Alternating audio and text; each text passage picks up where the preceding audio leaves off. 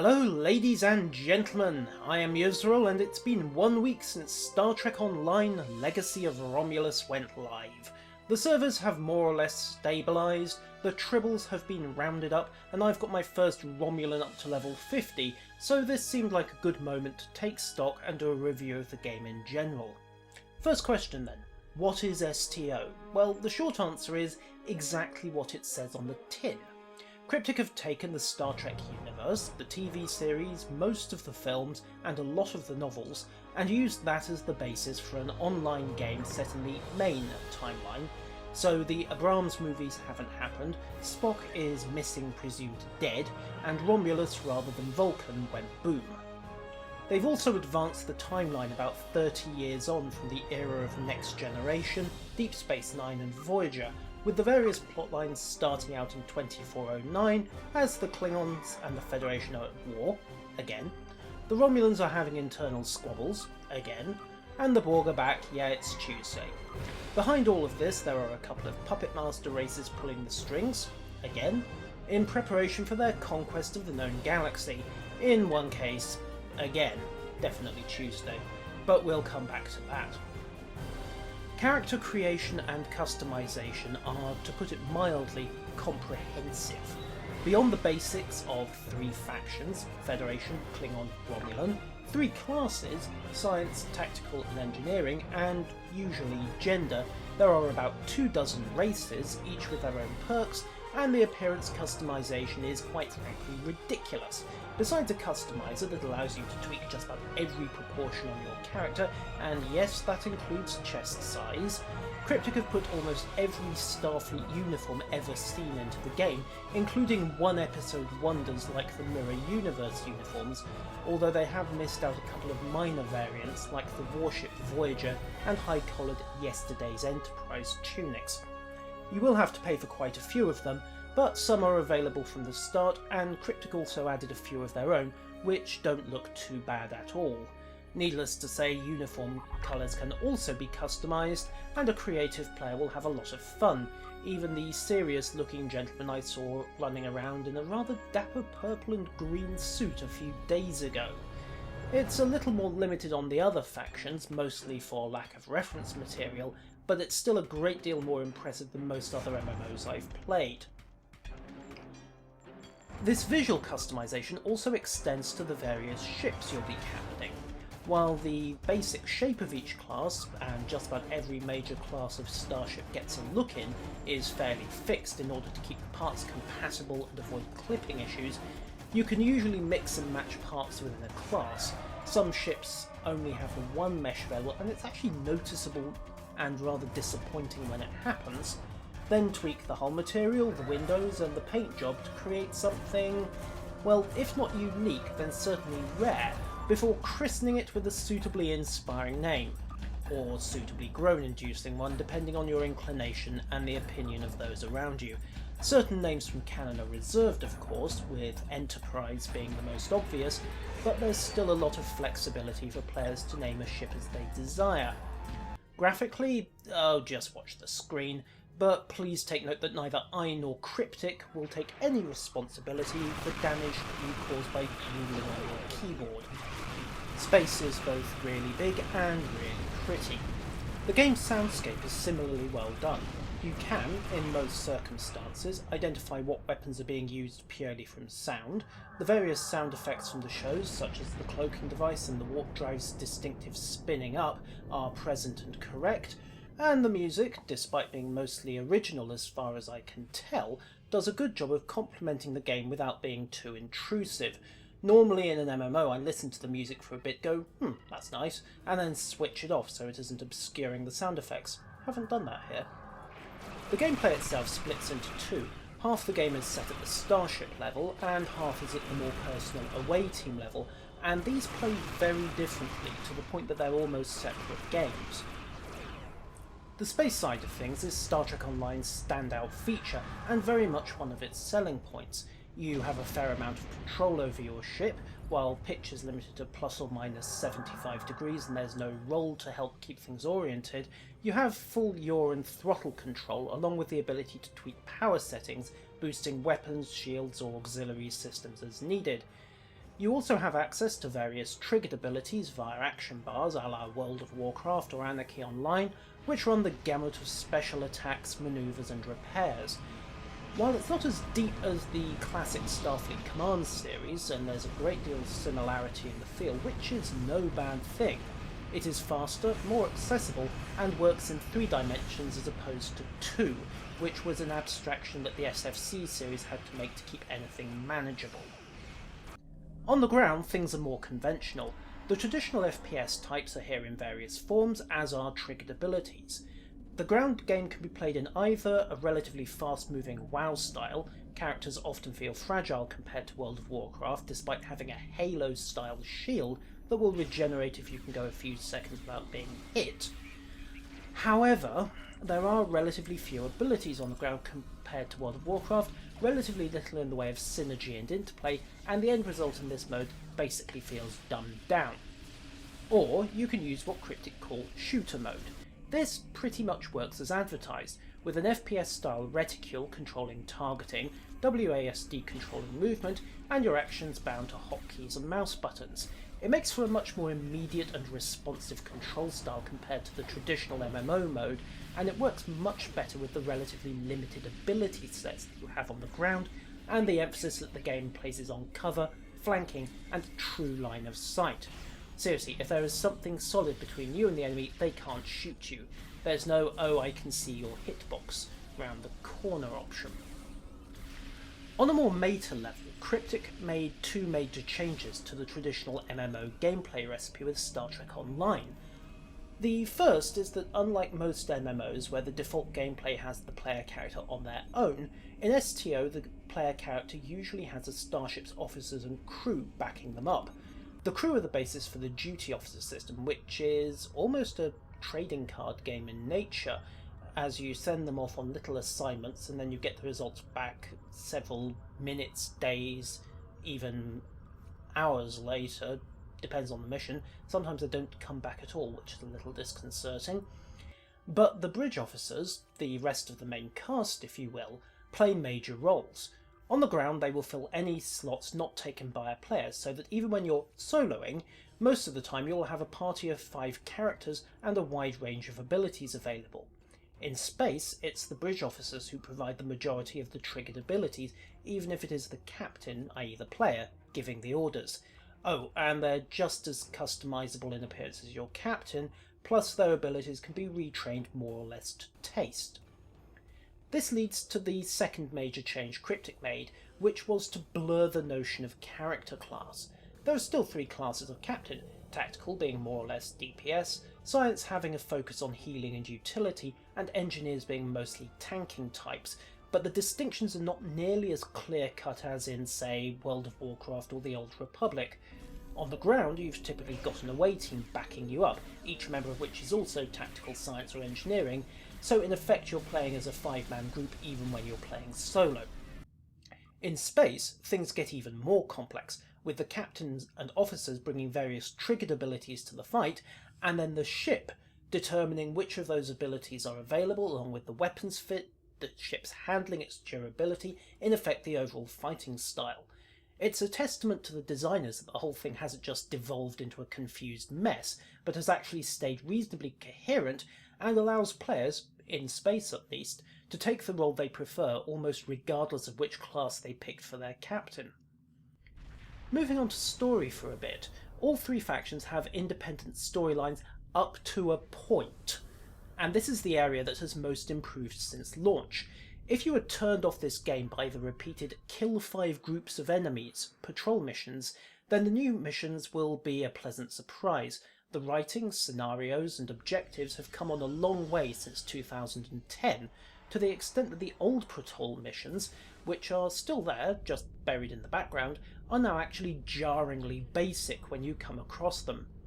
There's also been an effort to extend the voice work and add cutscenes to handle more sophisticated storytelling, and while it's not on a par with the Old Republic's voice work, and it gets very hit and miss in older content as to what's voiced and what isn't, it does generally get the job done pretty well. Each faction's storyline, those bits of it that are unique at least, plays to the faction's stereotypical strengths. The Romulan campaign is the headline feature, and it sees a healthy amount of skullduggery and espionage as it explores the conflict between the breakaway Romulan factions and the Tal Shiar, who are trying to keep the Romulan Empire together, with themselves at the top, of course. It introduces a new antagonist race, the Alachi, who Cryptic have extrapolated from 2 episodes, Enterprise's Silent Enemy and the next-gen episode Schismed, and I would love to see more of the Alachi in future content. There are several notable moments, including one rather dark mission involving a callback to, hesitation. However, what's meant to be the climax of the campaign, an absolutely massive brawl between your faction and the Alachi, falls over badly for 3 reasons. Firstly, because the initial cutscene leaves you smack dab in the kill box of a whole fleet's worth of big guns, and because of cutscene paralysis, they're already charging to fire. It is possible to get out of the way of this with quick reflexes, but it's been a while since dive, dive, dive, hit your burners, pilot, had quite so much resonance. The second is that the sheer number of ships involved strains the game engine to its limits, and this tends to manifest as dropped sound effects, which is a nuisance at best, but when the dropped sound effects are things like shields failing alerts, and the game starts not rendering incoming weapons fire, it's a fairly serious problem. Finally, the last wave, the all-or-nothing, do-or-die wave, which has all the friendly factions lined up against the Alachi's elite, well, that wave represents such a massive difficulty spike that it was generating complaints all through beta, and the complaints have carried on into live. And to be honest, even some people saying, oh, this mission is easy, have been caveating that with, I died 3 times getting it done. It's a shame that what is generally a very well-told story and series of missions gets a send-off that feels basically as though it wasn't play-tested properly, and as though Cryptic didn't really listen to the feedback from the players who did test it, and were saying, hey guys, this is a little on the steep side. The Federation campaign is the oldest of the 3, and it hasn't had, or really needed, that much attention. It starts you off with a battlefield commission after every senior officer on your ship contracts a bad case of dead, and then puts you through what is a relatively action-orientated series of Star Trek episodes, and you will hit most of the Federation stereotypes. Basically, if you want to be Kirk, Picard, or Sisko, then asking yourself what Picard would do in an episode is generally a pretty good way of getting through your decisions. The Klingon campaign. Hoo-hoo. Ha-ha. The Klingon campaign makes it very clear from the start that the Empire is not the Federation with Shakespeare, bad tempers, and worse table manners, because it pretty much begins with you, completely within Klingon law, assassinating your captain. In fairness, you had excellent reasons at the time. The resulting campaign involves a great deal of violence, internal Klingon politics, sometimes both at once, because if you're a Klingon councillor, being murdered is basically natural causes, and a solid introduction to Klingon profanity. A particularly memorable moment, and one that pretty much sets the tone for this campaign's expansion, is when a local bureaucrat asks you for your paperwork, and you send over a photon torpedo instead. It has to be said that, along with the Romulans, Klingon players really have gained a lot from this expansion. They finally got a level 1 to 50 campaign, after a fashion, and this is a distinct improvement on the pure PvP antagonist faction that they were at launch, and the limited PvE campaign that they received in their first revamp. Which leads me to a problem with all of the campaigns. Because the first half of the Romulan and Klingon campaigns are the newest and best content, and they are that good, the second half and a good chunk of the Federation campaign feels a bit lackluster by comparison. There's also a great deal of duplication. Every captain will visit Nimbus and do pretty much the same missions, albeit with changes in the dialogue, and after level 30 everyone gets the same missions, again with changes in dialogue to cover the gaps. I appreciate that Cryptic want to get everyone in the same boat plot-wise, so elements in the endgame reputations and scenarios make sense, but doing it so early makes it seem as though they run out of ideas or time for the faction-specific plot threads. I also have an issue with the campaign's pacing, most notably in the Cardassian arc. There is a point where you are finishing up a mission dealing with the appearance of the Mirror Universe in the main universe, and you're sent off to take care of a problem on a small Cardassian farming colony. You spend a couple of missions doing that, then you come back to the Mirror plotline, but that did feel disjointed, to say the least. And then, of course, we have the endgame. What to do when you're level 50 and there's no more story mission. Fortunately, this is something else that's come on by leaps and bounds in the last year, in particular with the introduction of the reputations and more PvE content. There are now 5, 10 and 20 player scenarios. Fleets, guilds by any other name, can assemble their own star bases and upgrade those, which are actually necessary for access to some of the best equipment, and Reputation Grind provides an endgame for those who like long-term goals. Team and solo PvE players are relatively well provided for, not only from the pre-built scenarios that Cryptic came up with, but also from player-made content in the Foundry, the best of which matches Cryptic's efforts and gets spotlighted every so often by the devs themselves, but it has to be said most of it just proves Sturgeon's law yet again. There's also procedural content generation, something I haven't seen since Anarchy Online, mostly because while it does provide theoretically infinite content, the modular nature of the content does tend to result in rather bland missions, which was of course a curse that hit the original game. Cryptic have also become more confident with larger missions and more epic battles, but they are pushing the limits of the engine, as I mentioned in my comments on the Romulan campaign. Usually it just manifests as sound channels dropping, but when incoming torpedoes aren't being rendered, there is a serious problem. Unfortunately, it's one that Cryptic don't seem to have been able to get a handle on for the moment, so the truly epic hundreds of ships aside battles are going to have to wait until they can get things sorted out there. PvP, on the other hand, no. Star Trek Online does technically have PvP queues, missions and arenas. However, it's plagued, particularly in space, by balance issues, as you might expect when one side mostly has cloaking devices and the other side mostly doesn't. The Romulans might even things up a bit, although when every combatant on the map can turn invisible, fights might get a little slow. However, it's been 3 years and PvP's been relatively neglected. It's going to require a complete reboot of the PvP rule set and a great deal of effort to get PvP going again in this game. Cryptic have made the occasional noise about this, but nothing much has ever come of it, and I find myself doubting that anything ever will. Even if the cloaking problem is solved, and World of Warcraft had enough trouble balancing stealth just on rogues, never mind a whole faction, there is still the issue of the pay-to-win element. Yeah, money. It was going to come up eventually. Cryptic are in this to make a profit, and they have 2 revenue streams from STO. The first one is subscriptions. $14.99 a month, cheaper if you buy multiple months at once, of course, gets you $5 a month worth of Zen, and various handy extras like expanded storage and veteran rewards.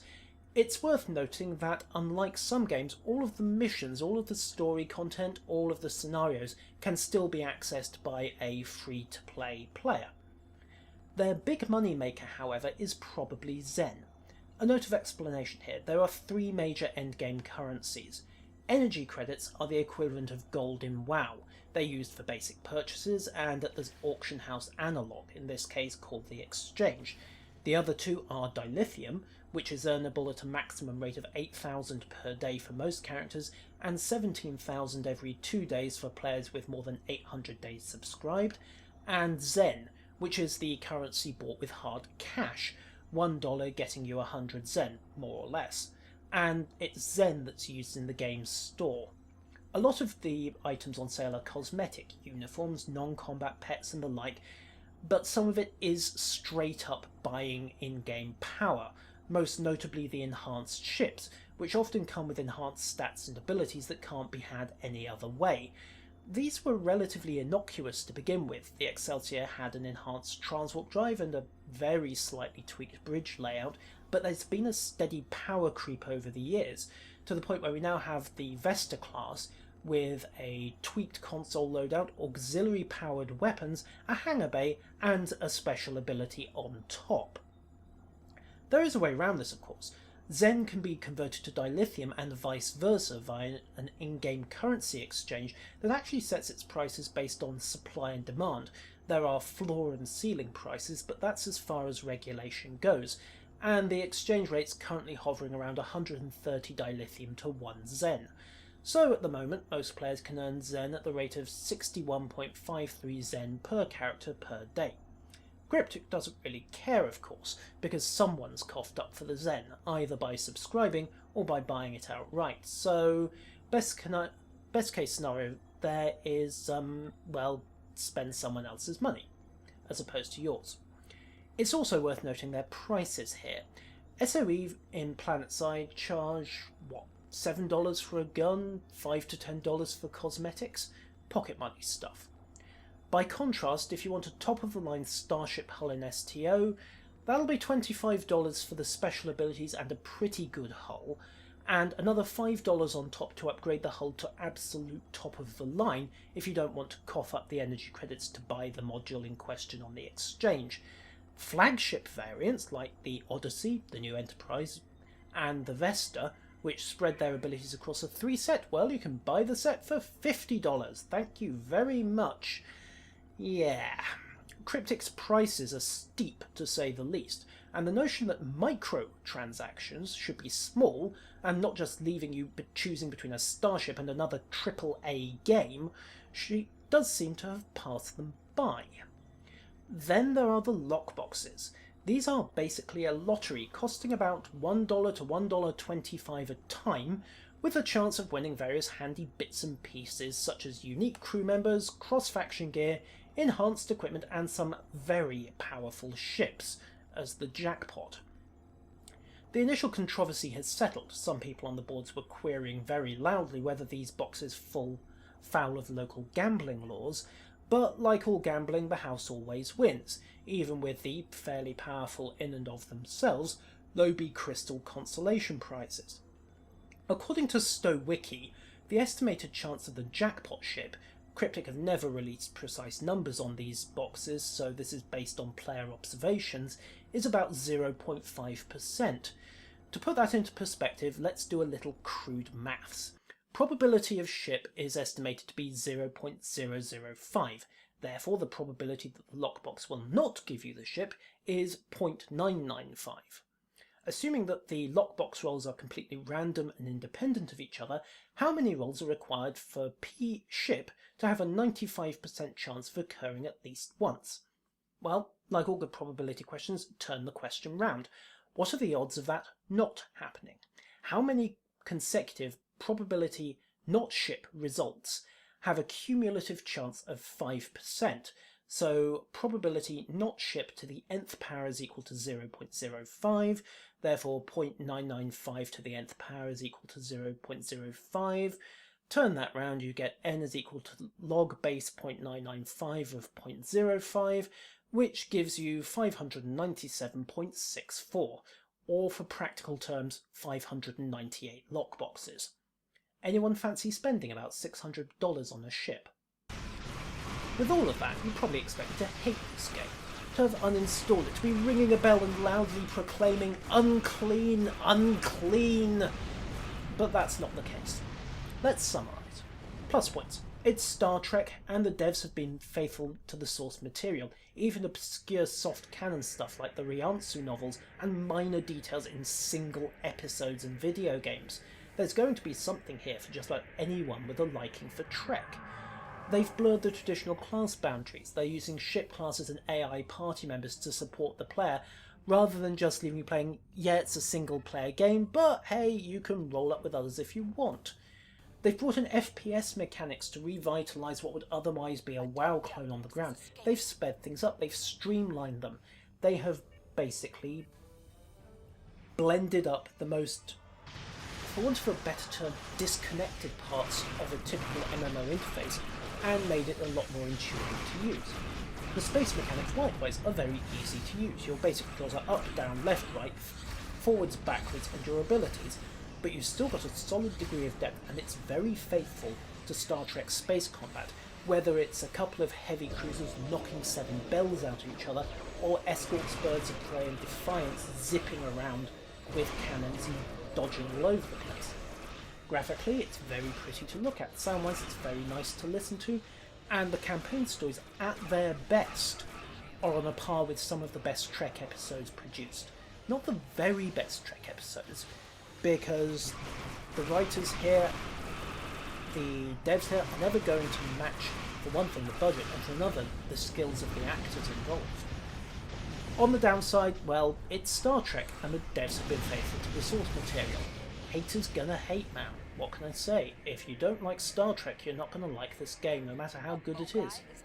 There are lingering bugs. Sometimes it's just innocent little spelling mistakes, petty stuff that probably went through when someone was doing a change at 3 in the morning and fueled by caffeine. But on occasion I've encountered broken AI pathing, I've encountered missions that had to be restarted for the scripts to work properly.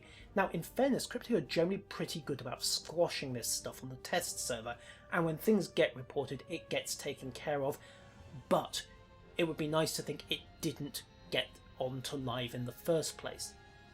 The individual faction stories stop at mid-level, they merge up into a single sequence of missions, and the Alarchi, a very interesting set of adversaries, just disappear mid-game as a result. Now, I kind of understand why Cryptic have done this, but I rather wish they hadn't, and it would be nice to see the factions getting more individual attention as time goes on.